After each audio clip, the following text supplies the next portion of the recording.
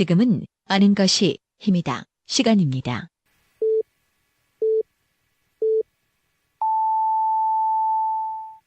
Welcome to the best podcast. Knowledge is power. 하루 7분만 투자하세요. 여러분들도 대전, 충청 지역의 전문가가 될 수 있습니다. 정 PD의 키워드로 풀어보는 뉴스. 아임 정 PD가 매일 하루에 2개씩 우리 지역의 주요 뉴스를 엄선해서 날카로운 시선으로 분석해드립니다. 지금 카카오톡에서 아는 것이 힘이다를 친구 추가하시거나 팟빵이나 유튜브, 페이스북에서 아는 것이 힘이다를 검색해주세요.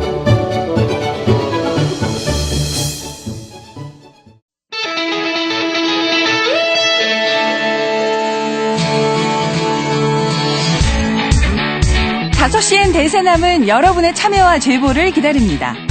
오늘 바로 출발했습니다.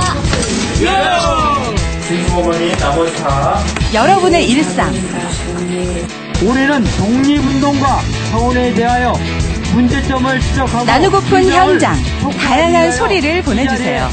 단문 50원, 장문 100원의 유료 문자 샵 2309, 페이스북과 카카오톡 플러스 친구에서 대세남을 검색해 참여하실 수 있습니다. 5시엔 대세남, 지금 참여하세요. 5시엔 대세남 수요일 순서 함께 하십니다. 첫 번째 순서 키워드로 보는 뉴스 브리핑, 팟캐스트 아는 것이 힘이다. 정진호 PD와 함께 하겠습니다. 어서 오세요, 정 PD. 네, 안녕하십니까. 정진호입니다. 예.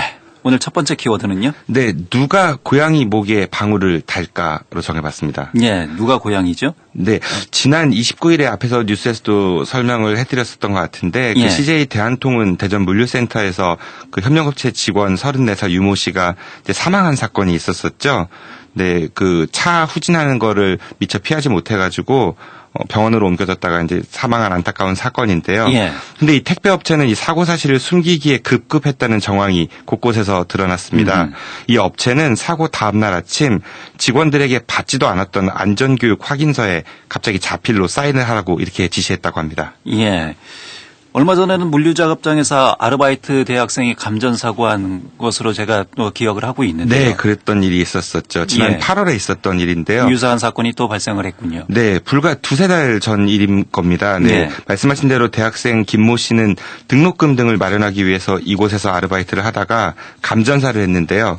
그 아르바이트 하기 전에 회사로부터 전기 누전에 대한 그 안전교육을 제대로 받지 않았었고 매뉴얼 하나 주면서 조심하라는 말만 들었다고 합니다.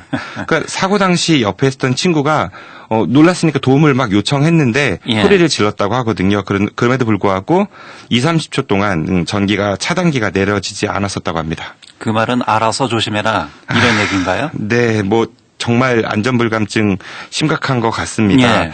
이 대한통운 대전 물류센터는요, 단기 아르바이트 하는 장소로 대전에서 아주 유명한 곳입니다. 몸이 힘들어도 다른 곳들에 비해서 일당을 조금 더 많이 주는 편이라서 이곳에 일하러 가는 분들이 많다고 합니다. 근데 앞서 말씀드린 바와 같이 단기 아르바이트를 하기 위해서기 때문에 그 사람들이 자주 바뀌거든요. 그러니까 체계적인 인력 관리 시스템이 자리 잡기엔 좀 어려운 측면들도 있긴 하겠죠. 예. 근데 하지만 택배 관련해서는 좀 근본적인 원인을 들여다봐야 될 것 같습니다. 이 택배 업계가 직영하기보다는 하도급이 절대적인 비중을 차지하고 있거든요. 그 영업소도 직영보다는 편의점처럼 이 프랜차이즈 가맹을 맺는 경우가 많고요. 예. 택배 기사들 역시 고용된 직원이 아니라 사업자 등록을 낸 자영업자들이 대부분입니다. 그 차도 본인 자구의 회사차가 아니라 그러니까 기름도 본인이 넣어야 되는 거고 그러면서 받는 돈은 건당 약 800원 정도라고 합니다. 예. 결국 열악하군요. 네, 그렇죠. 이런 사고가 나도요. 그 고용 관계가 아니라 계약 관계이기 때문에 회사는 그 책임을 회피하기가 좀 상대적으로 수월해 보이고요. 개인이 떠안아야 될 그런 것들이 너무나도 많아 보입니다. 예. 이 고질적인 택배 업계의 잘못된 산업 구조라는 그 고양이 목에 더 늦기 전에 누군가는 좀 방울을 달아야 되지 않을까 싶습니다. 예, 두 사건 모두 같은 택배 사고 같은 장소에서 일어난 사건이었죠. 네, 맞습니다. 예.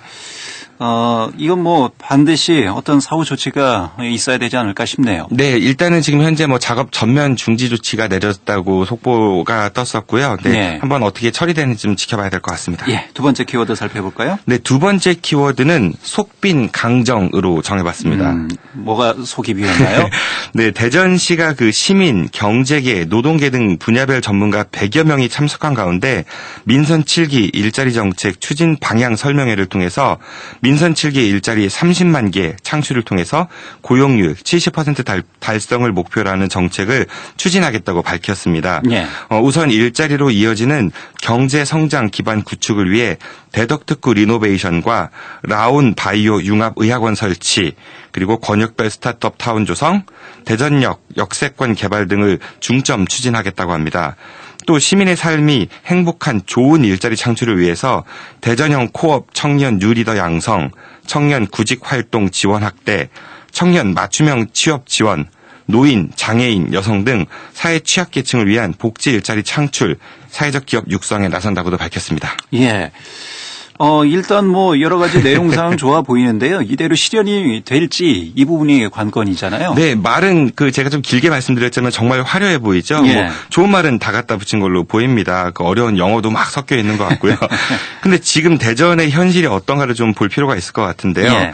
통계청의 경제활동 인구조사에 따르면은 지난 8월 대전의 정규직 근로자는 35만 8천 명으로 작년에 비해서 4만 8천 명이 줄었다고 합니다. 반면에 비정규직은요. 22만 4천 명으로 오히려 2만 7천 명이 늘었다고 하고요. 그러니까 좀 일자리의 질이 떨어진 셈이죠. 또 올 3분기 기준으로 대전의 고용률은 63%, 실업률은 4.3%로 고용시장도 좋지 않습니다. 그 한국노총 대전지역본부 김용복 의장은요. 대전시의 이런 포부에 대해서 대전에 똑바른 기업 하나 유치도 못하고 작년에도 이 자리에서 똑같은 이런 사업을 하겠다고 말씀을 하셨는데 예. 이런 얘기 여기서 100번 앉아서 하면 뭐하냐 라면서 쓴소리를 좀 했다고 합니다. 장밋빛 청사진만 제시하고 있다 이런 얘기죠. 네, 좀 대전시로서는 가슴이 아픈 이야기겠죠. 예, 실질적인 뭐 대책을 강구할 수 있는 그런 방안들이 좀 나와야 되지 않을까 싶네요. 네, 가만히 뭐 손 놓고만 있을 수는 없겠죠. 예. 그런데 그 수치상으로만 봐도 대전에 그 현재 통계에 잡힌 일자리 수가 58만 2천여 개 정도 되거든요. 여기에 30만 개를 추가로 창출한다고 하면은 한 90만 개 일자리가 생기는 거니까 예. 대전의 생산 가능 인구가 110만 명 정도 된다고 합니다. 정말 꿈 같은 이야기죠. 그 일자리 수도 중요하겠지만은 또 얼마나 질적으로 좋은 일자리냐 이것도 좀 봐야 될 것 그렇죠. 같고요. 예. 보통 이제 취업 통계 잡을 때 4대 보험 가입 기준으로 보는데 비정규직도 여기에 포함이 됩니다. 그러니까 비정규직 같은 경우는 같은 일을 해도 급여는 적게 받고 그리고 또 언제 잘릴지 모르는 그런 불안한 일자리지 않습니까? 그러니까 예. 이게 좋은 일자리로 볼 수는 없겠죠.